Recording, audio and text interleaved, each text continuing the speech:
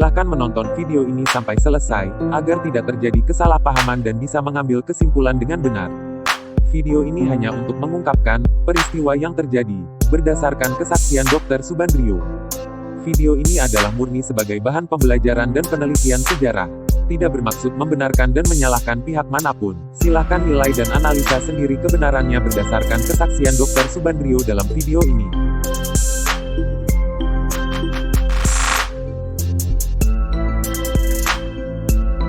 Dr. Subandrio adalah seorang wakil Perdana Menteri, dan juga Kepala Badan Pusat Intelijen pada saat peristiwa G30S terjadi. Pada tahun 1966, beliau diadili dalam mahkamah militer dan dijatuhi hukuman mati.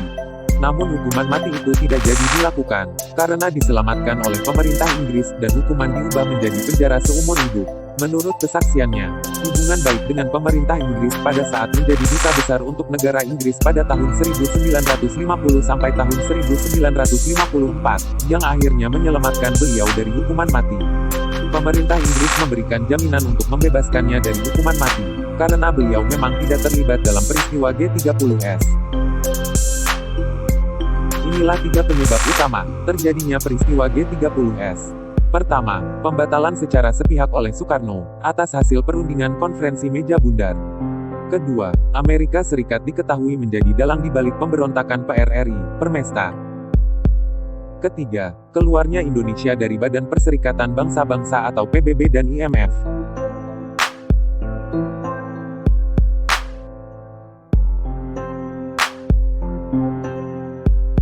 Selama ini mungkin banyak yang belum tahu, apa isi perjanjian dari KMB pada tahun 1949. Hanya yang kita tahu selama ini, Indonesia memperoleh kemerdekaan secara de facto maupun de jure, setelah perjanjian KMB. Soekarno menyadari, bahwa isi perjanjian KMB adalah bentuk penjajahan baru, yang disebut dengan neokolonialisme dan imperialisme. Inilah isi perjanjian KMB, sebagai syarat jika kemerdekaan Indonesia ingin diakui oleh Belanda. Syarat yang pertama, mempertahankan perusahaan asing yang ada di Indonesia. Syarat yang kedua, mematuhi ketentuan IMF dalam mengelola perekonomian Indonesia. Kemudian syarat yang ketiga, menerima semua warisan hutang Hindia Belanda, yang ada di Indonesia. Tahun 1956, Soekarno membatalkan isi perjanjian KMB secara sepihak. Beliau menyadari, isi KMB adalah bentuk penjajahan baru, yaitu neokolonialisme dan imperialisme. Tidak lama setelah Soekarno membatalkan perjanjian KMB tahun 1956, terjadilah pergolakan pemberontakan PRRI di Sumatera dan Permesta di Sulawesi.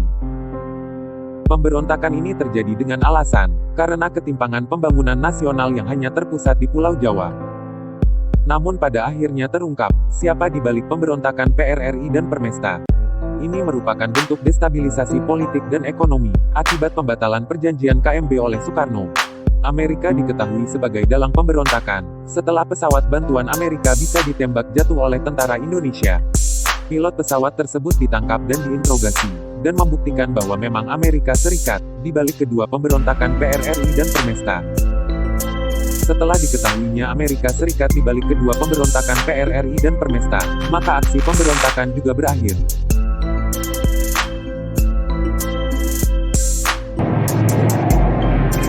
American involvement was revealed when a U.S. pilot was shot down.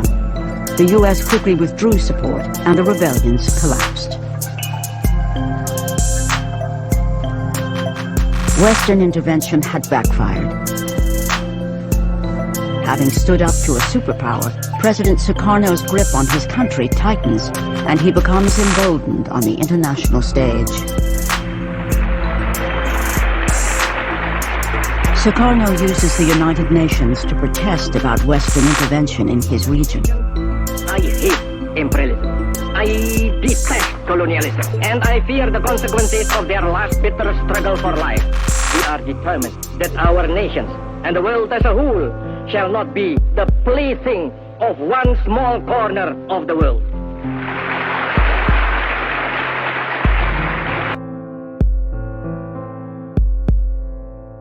Pada tanggal 7 Januari 1965, Soekarno menyatakan Indonesia keluar dari PBB, di saat Malaysia diterima sebagai anggota Dewan PBB.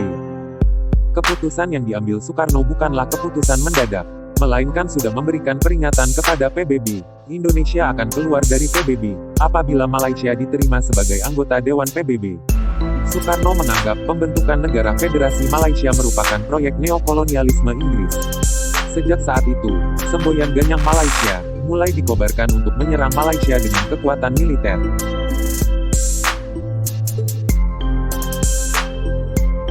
Pada tahun 1963, Soekarno bersama IMF menyusun program stabilitas ekonomi, dan diikuti dengan deklarasi ekonomi, yang bertujuan untuk membangun kembali ekonomi bersama kapitalis liberal.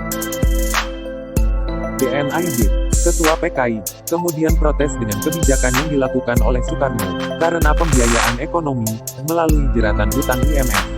Protes ini kemudian didukung oleh Nahdlatul Ulama, Partai Katolik Partai Nasionalis Indonesia, dan kelompok mahasiswa. Dengan adanya desakan dari protes tersebut, pada tanggal 7 September tahun 1963, Soekarno setuju untuk merevisi kebijakan ekonomi bersama IMF. Di sisi lain, konfrontasi dengan Malaysia semakin memanas pada tahun 1963. Inggris dan Amerika berada di belakang Malaysia dengan memberikan bantuan pasukan, karena Malaysia kewalahan menghadapi serangan militer Indonesia. Amerika Serikat mendesak Soekarno untuk menghentikan konfrontasi dengan Malaysia, dan mengancam untuk menghentikan bantuan hutang melalui IMF. Namun Soekarno dengan tegas mengatakan, "Go to hell with your aid." Pada tanggal 17 Agustus tahun 1965. Dan sejak saat itu juga, Indonesia memutuskan diri untuk keluar dari IMF, sekaligus mengakhiri kerjasama dengan Bank Dunia. Dalam pembahasan bagian ini, kita dapat menarik beberapa kesimpulan. 1. Soekarno menyadari adanya bentuk penjajahan baru, yang disebut dengan neokolonialisme dan imperialisme. Sehingga dengan tegas beliau menyatakan, perlawanan terhadap segala macam instrumen jajahannya, seperti PBB, IMF, dan Bank Dunia. Dan inilah alasan, mengapa Soekarno harus dihabisi melalui peristiwa G30S. 2. PKI yang pertama kali menentang IMF dan menyarankan untuk keluar dari IMF. Yang kemudian didukung oleh Ormas dan parpol lainnya. Di sini sudah bisa diambil kesimpulan, mengapa PKI harus dihabisi melalui peristiwa G30S dan dikambing hitamkan pada peristiwa tersebut. 3. Kesimpulan akhir adalah, Soekarno dan PKI harus dihabisi melalui peristiwa G30S karena telah membuka kedok penjajahan baru, yaitu neokolonialisme dan imperialisme, melalui jeratan hutang IMF, dan PBB juga salah satu instrumen pendukungnya. Saat itu, banyak negara-negara di dunia belum menyadari hal itu. Dalam bagian selanjutnya, kita akan membahas siapa pemain lokal yang menjadi pelaksana dari operasi G30S. Dan, persiapan apa saja yang dilakukan, serta isu apa saja yang dimainkan, sebelum peristiwa G30S dilakukan. Terima kasih sudah menonton dan sampai jumpa pada video selanjutnya.